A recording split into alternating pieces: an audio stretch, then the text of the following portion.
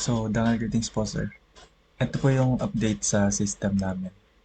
So, regarding po dun sa concern nyo last time po, which is yung pag-overlap po nung UI, yung sa instruction po, tsaka dun sa mismong simulation screen.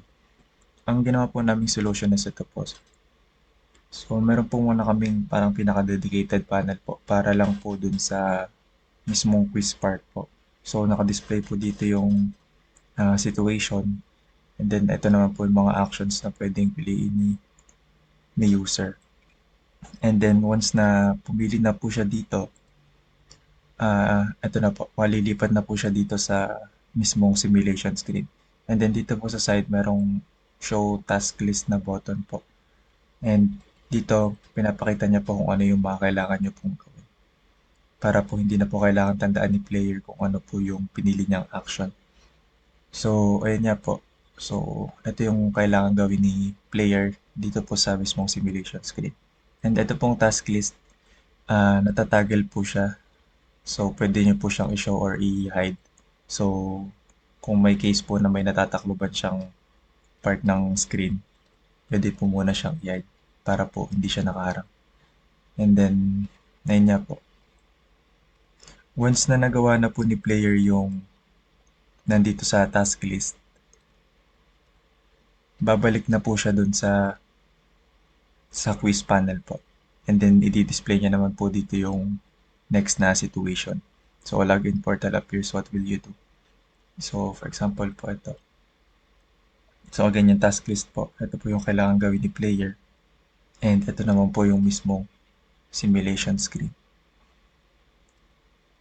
So, example, tatype lang po ako ng fake na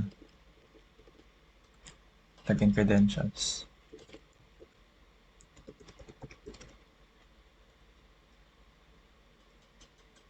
And babalik na po siya dito sa quiz part po. So, ayun po yung ginawa naming solution dito sa pag-overlap po nung UI.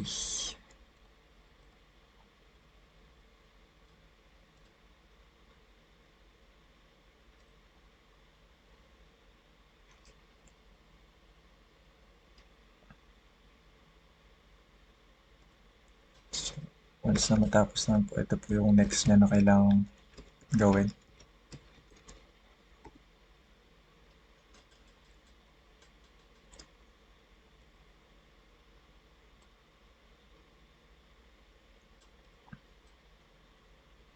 And then, after po nun, ayun nga po, i-display po ito. And then, dito po merong, para po makita po yung mga pinili po ni player dun sa lahat po ng simulation. So, dito po naka-display yun. So, ito pong mga naka-green, yun po yung mga pinili po ni player.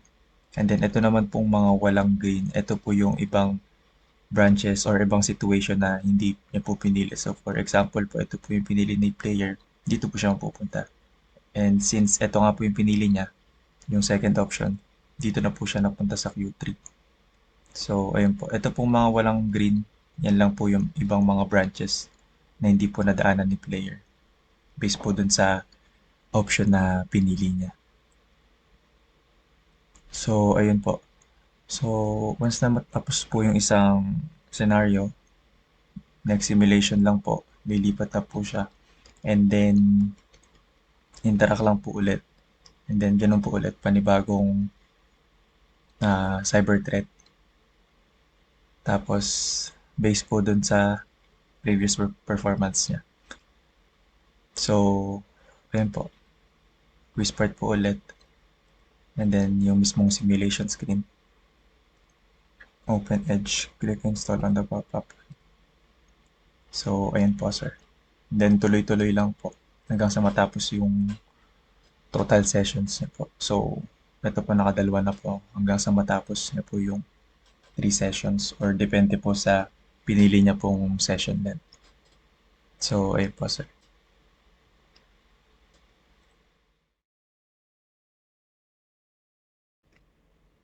So, regarding po pala dun sa list po nung mga cyber threats po namin. So, eto po siya. And dito po i-assign yung mga simulations. So, meron po kaming apat na beginner simulation and apat po na advanced simulation. And nasa scope din po namin to, which is yung ano nga po, yung public Wi-Fi networks, unsafe browser extension, over permissive applications. So, naandun po yun sa scope po namin. And then, regarding naman po dun sa isa nyo pa pong concern, which is yung length po nung simulation. So, yung kanina ko pong ginawa is yung free Wi-Fi trap. So, 11 questions lang po siya since nasa beginner simulation lang po siya. And, ayun po, pag nasa advanced simulation naman po, mas mahaba po yung simulation. So, for example po dito, 22 sa man-in-the-middle interception. Sa over-permissive applications naman po is 19. Yung router default settings naman po, 19 din. So, ayun po, sir. Thank you po.